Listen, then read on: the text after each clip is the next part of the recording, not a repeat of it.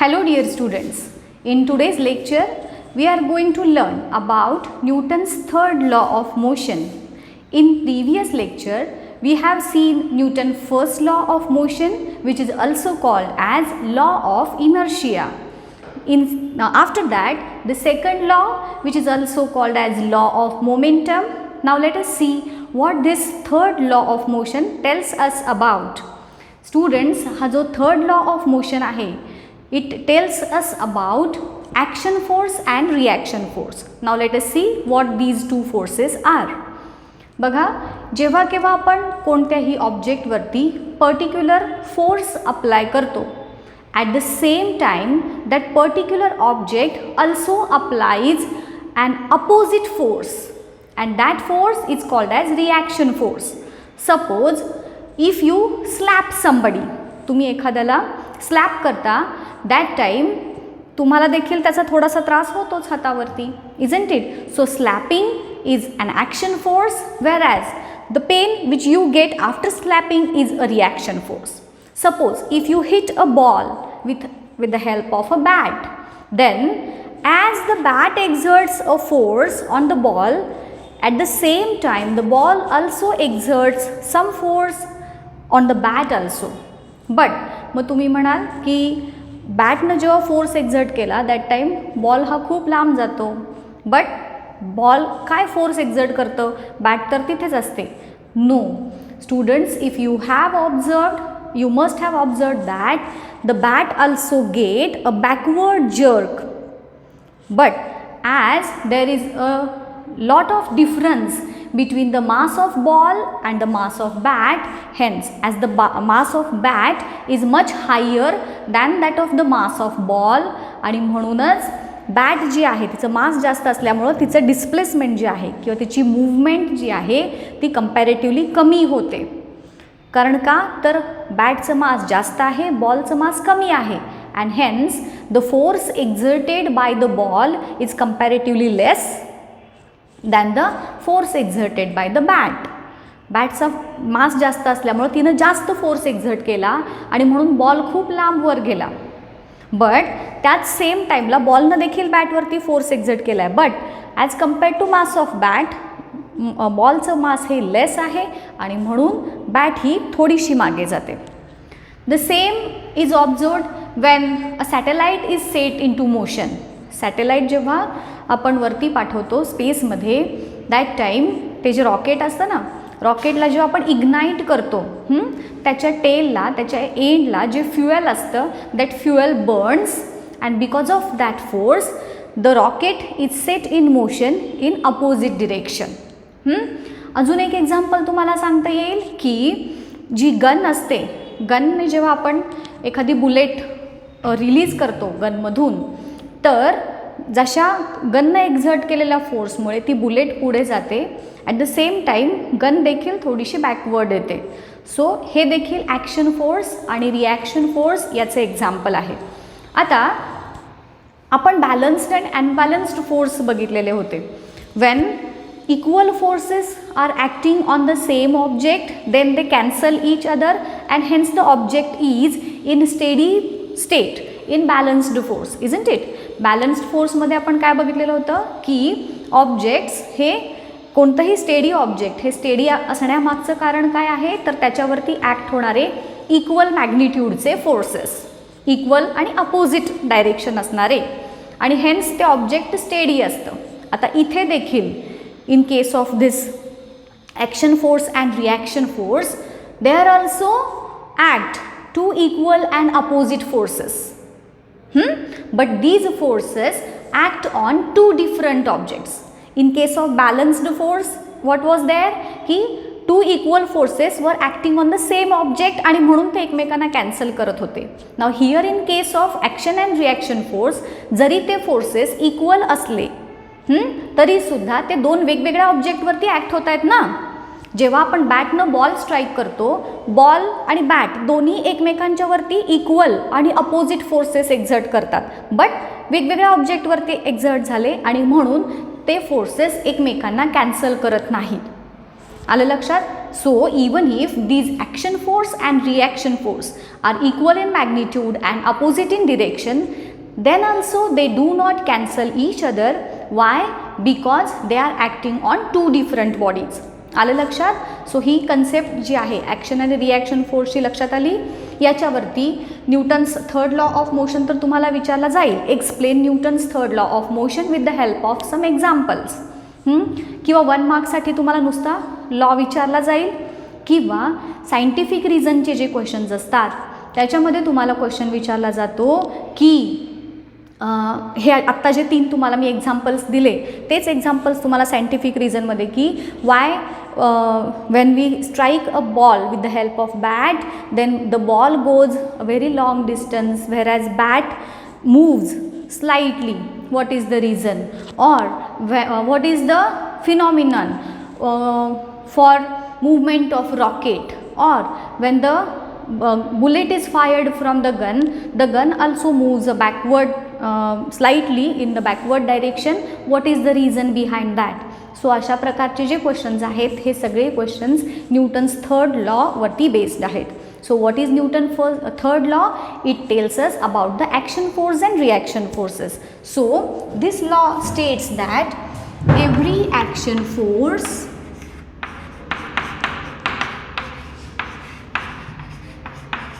has an equal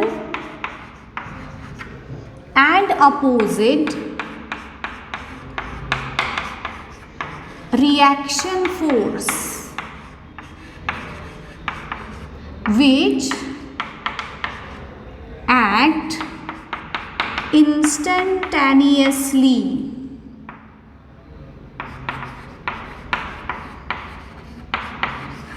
हा word जो आहे इन्स्टंटॅनियसली म्हणजे ॲट द सेम मोमेंट, ज्या मोमेंटला ॲक्शन फोर्स ॲक्ट होईल एका ऑब्जेक्टवरती at the same moment reaction force will also act on the another object.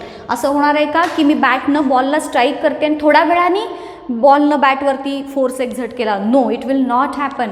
का? कारण हे दोन्ही फोर्सेस, कोणते दोन्ही forces? Action force and reaction force, they both act simultaneously on 2 different bodies. So this is Newton's third law of motion. आणि मग त्याचे examples तुम्हाला मी आत्ता सांगितलेलेच आहेत.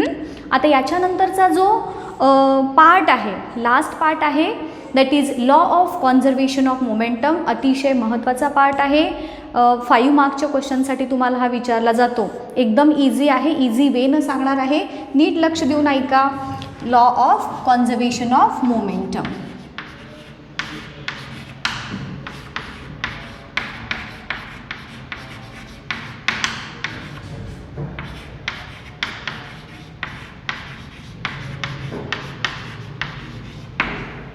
Momentum we have seen in the earlier lecture. What is momentum? Momentum is the product of mass and velocity of an object. If mass is increased, momentum also increase. If velocity is increased, momentum will also increase. Okay? So law of conservation of momentum हा त्या मोमेंटमशी related आहे. आणि काय आहे तो बघूयात.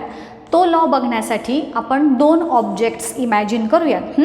Suppose I am having 2 objects. This is object A and this is object B. Both are different objects. They are having different masses. So mass of object A, say it is M1, and mass of object B is M2. दोन्ही object ची ही masses आहेत. Now suppose this object A is moving with a specific initial velocity. आणि हे इथं मास लिहिते.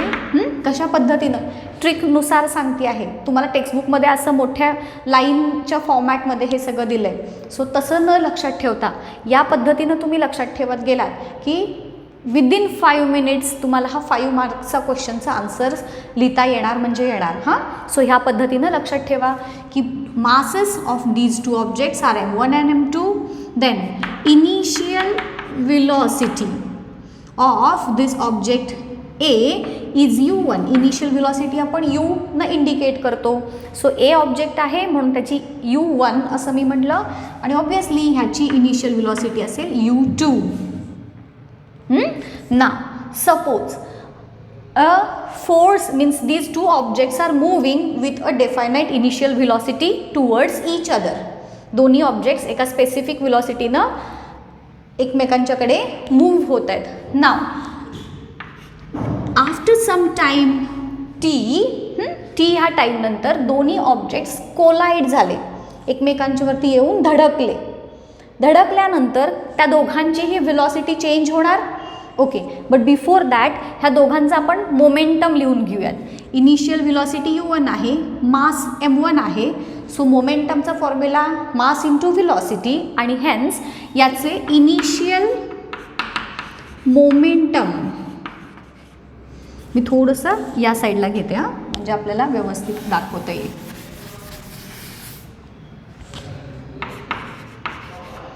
थोडेसे हे दोन्ही ऑब्जेक्ट्स इथे दाखवते. ह्याचं मास m1, mass m2, initial velocity u1, initial velocity u2. Initial momentum of object 1 will be m1u1 and initial momentum of object B will be m2u2. सोपं आहे.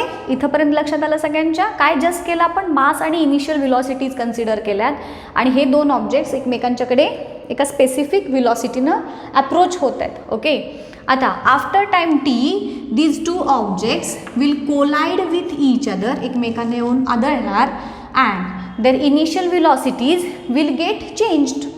आधी व्हेलॉसिटी वेगळी होती, आफ्टर कोलिजन त्यांची व्हेलॉसिटी ही चेंज होणार. So let us see the final velocity.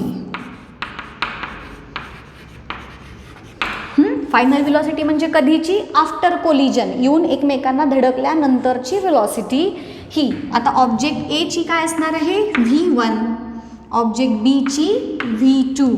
Final velocity we represent using this v. So A साठी आपण v1 म्हटलं, बी साठी v2 म्हटलं. Got it. Now final momentum काय असणार यांचं, फायनल मोमेंटम. बघा विचार करा, ऑब्जेक्ट एचं फायनल मोमेंटम म्हणजे अगेन मास इंटू व्हेलॉसिटी म्हणजेच m1 v1 आणि याची final momentum that is m2 v2. Students, कोणताही क्वेश्चन जो आहे त्याचा आन्सर लक्षात ठेवताना सगळ्यात इम्पॉर्टंट गोष्ट काय आहे माहिती आहे, तर हा जो आपण क्लासरूममध्ये टीचिंग करत चालू असतं त्यावेळेस तुम्ही 100% अटेंटिव्ह राहणं. हे जे मी सांगते आहे की प्रत्येक वर्ड की मॅडमनी हे का लिहिलं, का सांगितलं, हे जेव्हा तुम्हाला समजेल तेव्हा हे तुम्हाला आपोआप विदाऊट एनी मच एफर्ट्स हे तुम्हाला सांगता येणार आहे. ओके, सो हे इथंपर्यंत मी का लिहिलं हे प्रत्येकाला कळलं आहे का बघून घ्या. नाव मास घेतलं, initial velocity, initial momentum, final velocity, final momentum. आता आपल्याला law of conservation of momentum असं त्याचं हेडिंग आहे. म्हणजे जसं आपण law of conservation of matter शिकलो, आय थिंक तुम्हाला ते ह्या वर्षी आहे तो लॉ. तर दोन्ही मोमेंटम जे आहे ऑब्जेक्टचं बिफोर कोलिजन आणि आफ्टर कोलिजन इक्वल कसं असतं हे आपल्याला ह्या लॉमध्ये प्रूव्ह करायचं आहे. आता बघा, दोन्ही ऑब्जेक्ट्सनी एकमेकांच्यावरती कोलाइड झाल्यानंतर प्रत्येकानं दुसऱ्या ऑब्जेक्टवरती काही स्पेसिफिक असा फोर्स एक्झर्ट केला, बरोबर ना. दोन्ही ऑब्जेक्ट धडकले, धडकल्यानंतर प्रत्येक ऑब्जेक्ट दुसऱ्या ऑब्जेक्टवरती काहीतरी फोर्स एक्झर्ट करणार. आता सपोज ह्या बी ऑब्जेक्टनं ए ऑब्जेक्टवरती जो फोर्स एक्झर्ट केला त्याला आपण म्हणूयात, मी इकडे घेऊ थोडंसं लिहायला बरं पडेल. ओके, आता बघा हां, बी ऑब्जेक्टनं ए ऑब्जेक्टवरती इंड्यूस केलेला जो फोर्स आहे त्याला मी F1 म्हटलं आणि धडकल्यानंतर ए ऑब्जेक्टनं बी ऑब्जेक्टवरती जो फोर्स एक्झर्ट केला त्याला मी F2 म्हटलं. आता जसं आपण बघितले की हे दोन्ही, हा एक ॲक्शन फोर्स झाला, हा रिॲक्शन फोर्स झाला. न्यूटन्स थर्ड लॉ आपल्याला काय सांगतो की these two forces are equal in magnitude and opposite in direction and they act simultaneously.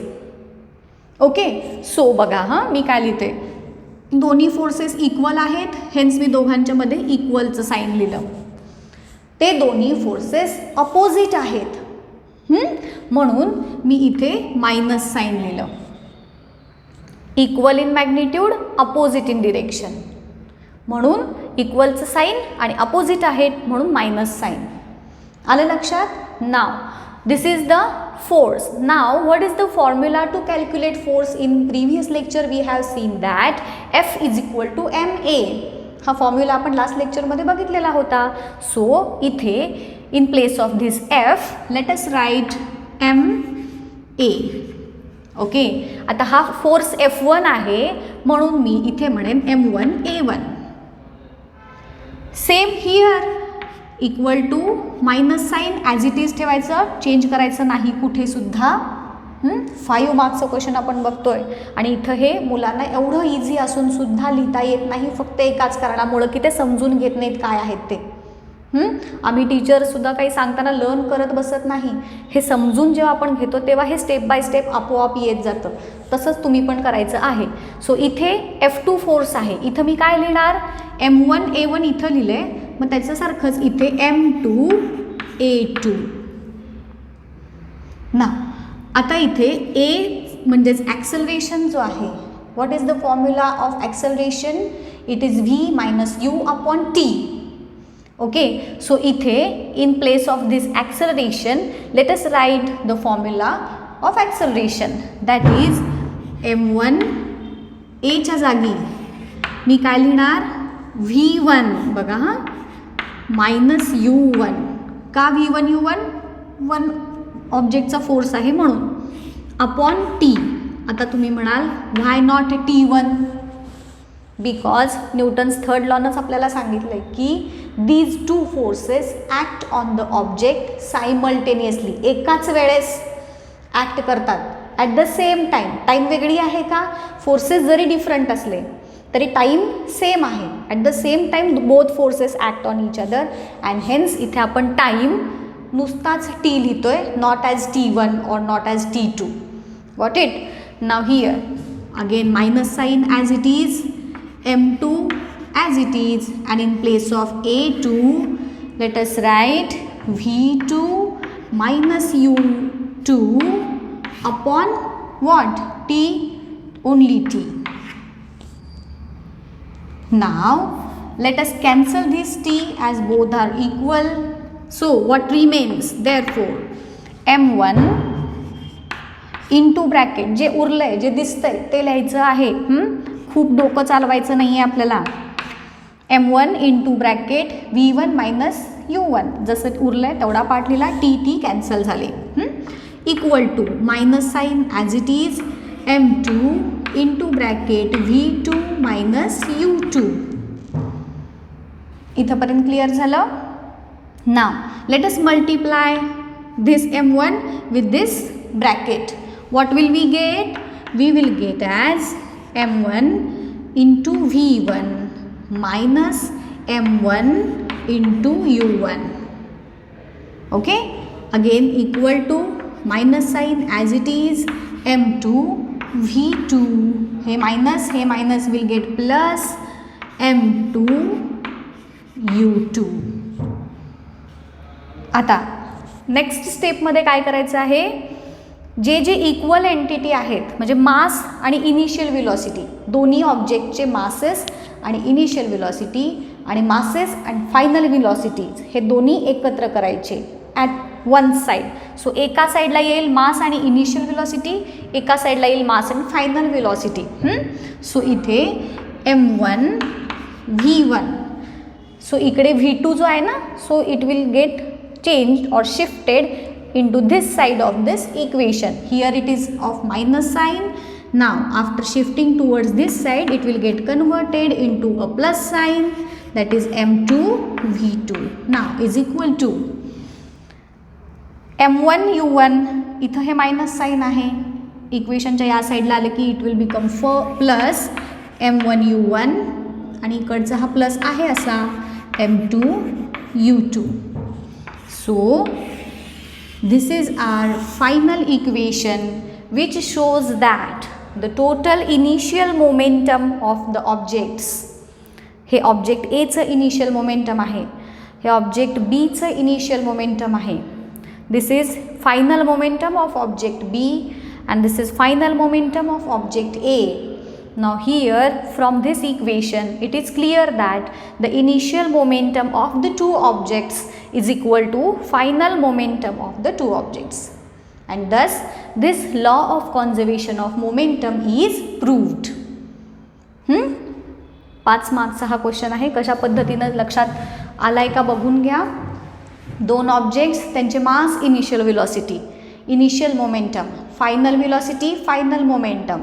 Then third लॉनं आपल्याला सांगितलं की both exert equal and opposite forces, hence we wrote like this. Then in this we put the formula of force.